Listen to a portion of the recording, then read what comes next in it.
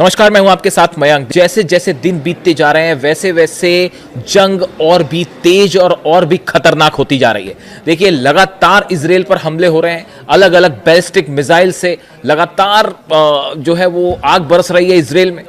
उसी तरह अरब देशों पर हमले हो रहे हैं। हमने देखा किस तरह से फ्रांस और इटली में हमले हुए, दुबई में लगातार हमले हो रहे हैं। देखिए, 15 से 16 तारीख के बीच यानी पिछले 24 घंटे के अंदर इजराइल पर अब तक के सबसे बड़े हमले हुए हैं। और ईरान की तरफ से जो दावे किए जा रहे हैं, ईरान की सेना की तरफ से जो दावे हो रहे हैं, वो ये इशारा कर रहे हैं कि चुन चुन कर अली खामनेई साहब के हत्यारों को सजा दी जा रही है। यानी हर उस शख्स को निशाने पर लिया जा रहा है जो अली खामनेई साहब की असैसिनेशन में शामिल था। देखिए, मैं आपको एक वीडियो में ये बात पहले भी बता चुका हूं। अब जो नए डेवलपमेंट हुए हैं 24 घंटे के अंदर, वो इस बात को और पुख्ता कर रहे हैं। देखिए, सबसे पहली बात मैं आपको बताना चाहूंगा, आपने खबरें देखी होंगी, इजराइल में एक आर्मी के बड़े कमांडर के घर पर ड्रोन अटैक हुआ और पूरा घर जल के तबाह हो गया। बताया जा रहा है ये वो शख्स था जो अली खामनेई साहब पर हमले की प्लानिंग में शामिल था और उसका पूरा घर जल चुका धमाके के बाद। और देखिए, इसकी तस्वीरें भी सोशल मीडिया में वायरल हैं। इसके अलावा देखिए, जो हमले हुए इजराइल में, उसमें सबसे बड़ा हमला जो है वो इजरायली पेंटागन कहलाती है एक बिल्डिंग। इसके एक कॉम्प्लेक्स है जिसमें इजराइल की आर्मी, एयरफोर्स के बड़े अफसर बैठते हैं, बड़े कमांडर्स बैठते हैं। उसको निशाना बनाया गया, उसके बेहद करीब मिसाइल गिरी। यानी देखिए, निशाने पर वो लोग हैं जो कि बड़े हमले में, प्लानिंग में शामिल थे, जिसके जरिए जो है अली खामनेई साहब को निशाना बनाया गया। ईरान की तरफ से यह भी कहा जा रहा है, इस तरह की बातें कही जा रही हैं कि आने वाली ईद के पहले हर उस शख्स को खत्म कर दिया जाएगा जिसकी वजह से अली खामनेई साहब को निशाना बनाया गया। देखिए, ऐसे 5 लोग हैं। मैं आपको बड़े हमले बताऊंगा इजराइल पर कौन से हुए, लेकिन उसके पहले ये जानना जरूरी है कि ऐसे कौन से लोग हैं जिनको ईरान जो है वो निशाना बना रहा है। देखिए, सबसे पहले जो बात चल रही है, सबसे बड़ी बात, वो है मोसाद के चीफ डेविड बार्निया की। डेविड बार्निया वो शख्स है जिन्होंने अमेरिका के साथ मिलकर पूरी प्लानिंग की थी। मोसाद के चीफ जिन्होंने पूरी प्लानिंग की थी कि कैसे अली खामनेई साहब पर हमला होगा, कैसे रेकी की जाएगी, उनकी लोकेशंस कैसे पता की जाएगी। इस सब में डेविड बार्निया शामिल थे। और पिछले 7 दिनों से डेविड बार्निया का कोई खबर नहीं है। वो जिंदा भी है या नहीं, किसी को नहीं पता। सोशल मीडिया में तमाम दावे हो रहे हैं कि डेविड बार्निया की एक मिसाइल अटैक में मौत हो गई है। कहा यह जा रहा है, ऐसे दावे हो रहे हैं कि एक बड़ी मीटिंग चल रही थी। उस मीटिंग में तो हालांकि नेतन्याहू के होने के भी दावे हैं, लेकिन कहा जा रहा था एक बड़ी मीटिंग चल रही थी और उस मीटिंग के दौरान खुर्रमशहर 4 मिसाइल ने उस दफ्तर को हिट किया, जिसके बाद से डेविड बार्निया का कुछ अता पता नहीं है। उसी तरह देखिए, आप इटामार बेन-ग्विर जो है, उनकी बात मैं पहले भी कर चुका हूं, उनके भी मारे जाने की खबरें चल रही हैं, वो भी सामने नहीं आए हैं, कोई जानकारी नहीं है इंटेलिजेंस मिनिस्टर इजराइल के। इसके अलावा आप बढ़िए तीसरे शख्स की बात करें, शेलोमी बाइंडर, ये हेड ऑफ इंटेलिजेंस हैं इजराइल के, शेलोमी बाइंडर। इनके बारे में भी बताया जा रहा है कि कोई जानकारी नहीं है। ईरान की तरफ से इस तरह की बातें हैं, दावे हैं कि मिसाइल अटैक में इन्हें भी मारा जा चुका है। और ये चूंकि हेड ऑफ इंटेलिजेंस हैं, यानी वो शख्स जिसने इसको हर चीज पता थी कि ईरान में अली खामनेई साहब को कैसे टारगेट किया जाएगा, कब टारगेट किया जाएगा। इसके अलावा आप बात करें डेविड जिनी, ये चीफ ऑफ जनरल स्टाफ है, इनके भी मिसिंग होने की खबरें हैं, इनके बारे में भी कोई जानकारी नहीं मिल पा रही है। वैसे ही टोमर बार, ये जो है कमांडर ऑफ एयरफोर्स हैं, इनको लेकर भी इस तरह के दावे ईरान की तरफ से हो रहे हैं कि एक मिसाइल अटैक में इनकी भी मौत हो गई है। देखिए, ये सब दावे जो ईरान की तरफ से किए जा रहे हैं और अलग अलग आप देख सकते हैं सोशल मीडिया में तमाम खबरें हैं। देखिए, वॉर के बीच में ये कंफर्म करना बेहद मुश्किल होता है कि किसकी मौत हो गई है, किसकी मौत नहीं हुई है।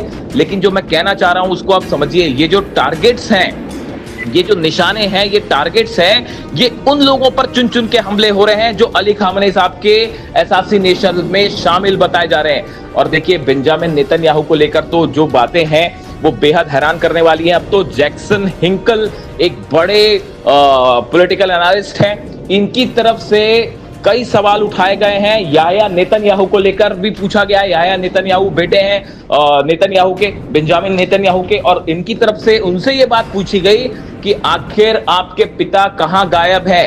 देखिए, एक मीडिया में एक बहुत ज्यादा चर्चा है, उस वीडियो की आपने भी देखी होगी, जिसमें एक वीडियो में नेतन्याहू के हाथ में 6 उंगलियां दिखाई दे रही हैं और कहा जा रहा है कि ये एआई वीडियो था। अगर ये एआई वीडियो था तो सवाल यह है कि नेतन्याहू को एआई वीडियो बनाने की क्या जरूरत है। इसी आधार पर यह सवाल पूछे जा रहे हैं, क्या नेतन्याहू की भी हमले में मौत हुई है। इस तरह के सवाल उठने शुरू हो गए और जैक्सन हिंकल एक बड़े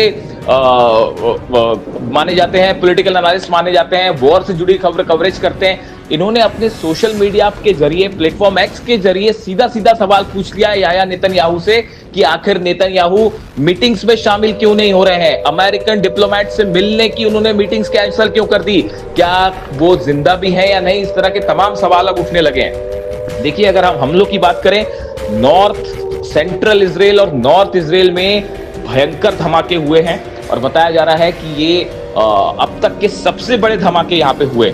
इसके अलावा आप देखिए, सेंट्रल इजराइल में ही होलोन में भयंकर हमला हुआ है। यहाँ पे फतेह 2 मिसाइल्स जो हैं उसके जरिए हमले किए गए। इस तरह के समाचार सामने आ रहे हैं। इसके अलावा आप देखिए, एक और बड़ी खबर, अहम खबर यह है कि ईरान ने न सिर्फ इजराइल बल्कि कई इलाकों में लगातार अपने हमले जारी रखे हुए हैं। यूएई के फुजेरा पोर्ट को कल जिस तरह से निशाना बनाया गया, इराक के इरबिल में भयंकर तबाही हो रही है, ये वो हमले हैं जो कि एक बार फिर इस बात को बता रहे हैं, साबित कर रहे हैं कि मानो ऐसा लगता है कि जैसे जैसे जंग आगे बढ़ रही है, ईरान दुगनी ताकत से हमला कर रहा है। कहां तो एक तरफ ये दावे हो रहे थे कि ईरान की सेना खत्म कर दी गई है, मिसाइल्स खत्म कर दी गई है, लेकिन अब देखिए जो हमले हैं वो ये बता रहे हैं कि ईरान के पास बड़ा मिसाइल भंडार है और जो खत्म होना तो छोड़िए, हमलों को कई गुना ज्यादा बढ़ा दिया गया है। और जिस तरह से ईरान की तरफ से दावे कहा जा रहा है, इस तरह की बातें सोशल मीडिया पे चर्चा में आ गई हैं कि ईद के पहले हर उस शख्स पे चुन चुन के निशाना बनाया जाएगा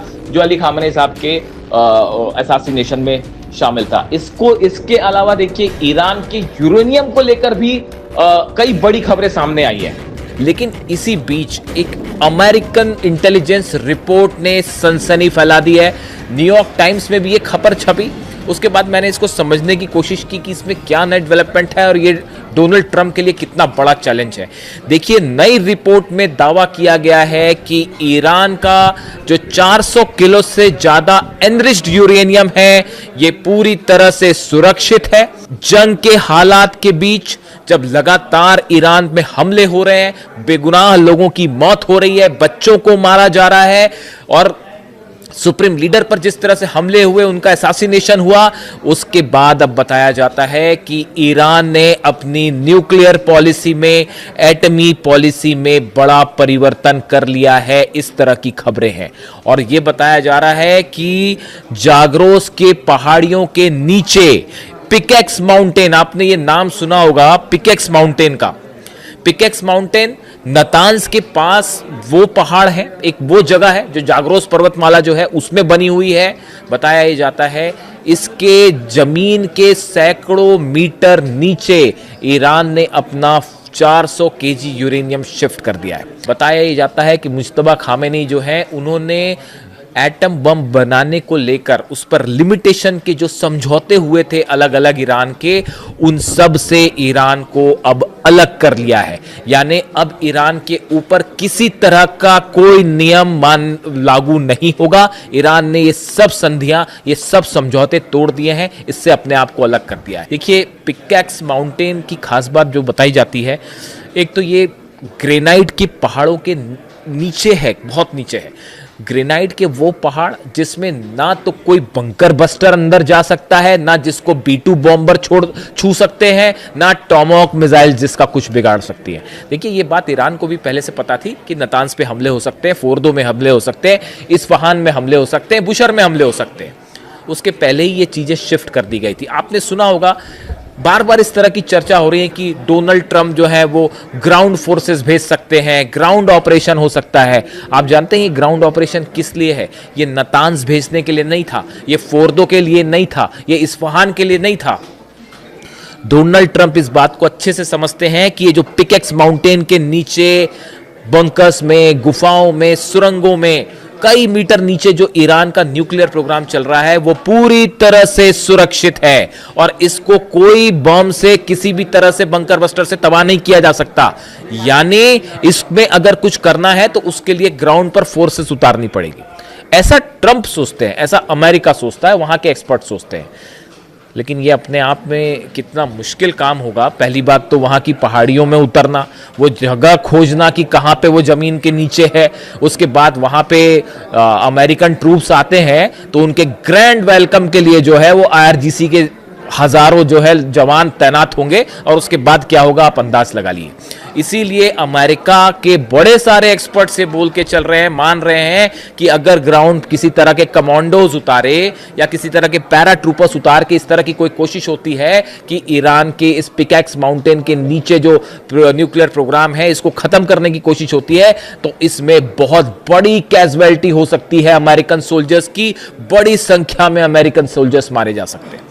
इसीलिए शायद जो है ये ग्राउंड ऑपरेशन वाला जो ऑप्शन है इसको कभी किया ही ना जाए। लेकिन अगर ये ऑपरेशन नहीं होता है तो इस सूरत में ट्रंप का और अमेरिका का एक प्लान, एक एजेंडा पूरी तरह से फेल साबित होगा।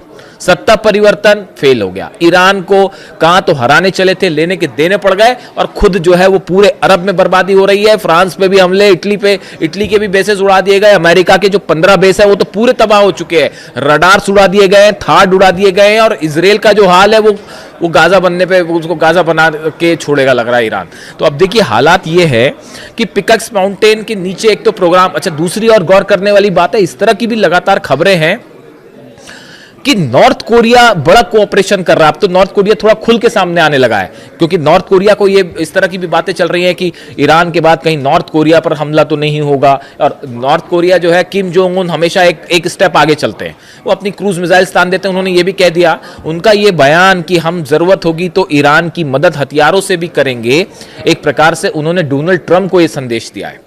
और अब जो दावे हो रहे हैं उसमें यह भी कहा जा रहा है कि ये जो पिकैक्स माउंटेन है इसके नीचे जो सुरंगें हैं, इनमें जो वैज्ञानिक काम कर रहे हैं, जो सेंट्रीफ्यूजेस लगे हुए हैं, इसमें किम जोंग उनका बड़ा कंट्रीब्यूशन हो सकता है। और इनकी मदद से जल्दी ही ईरान वो क्षमता हासिल कर ले जहां पे जो है एटम बम। और एक बार अगर एटम बम की क्षमता हासिल कर ली और एक एटमी परीक्षण कर लिया, उसके बाद मिडिल ईस्ट का इक्वेशन ऐसा बदलेगा, वो ऑलरेडी बदल गया है, वो ऑलरेडी बदल चुका है। आप देखिए, अब इसमें कोई शक नहीं है कि इतने हमले होने के बावजूद भी मिडिल ईस्ट का किंग अगर कोई है तो वो सिर्फ है ईरान।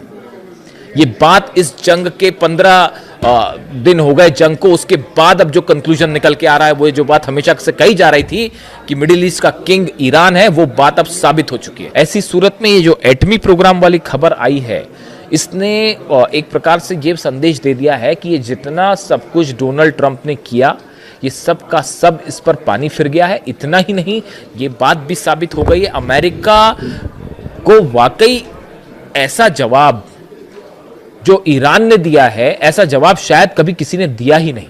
वर्ल्ड वॉर 2 के बाद की अगर हम बात करें तो शायद अमेरिका पर ऐसा हमला करके ऐसा जवाब आज तक किसी ने नहीं दिया। वो काम ईरान ने कर दिखाया है। और जितनी तमाम बातें थी, आज देखिए अब्राहम लिंकन भागता फिर रहा है, फोर्ट पर आग लग गई है, ऐसी तमाम खबरें जो हैं, बेसिस तबाह हो गए। यानी आप देखिए, ना सिर्फ मिलिट्री झटका है बल्कि एक इकोनॉमिक जो एजेंडा है डोनाल्ड ट्रंप का, उसको भी बहुत बड़ा झटका लगा है। जो भी जुड़ा अपडेट होगा आप तक पहुंचाऊंगा। Thank you so much.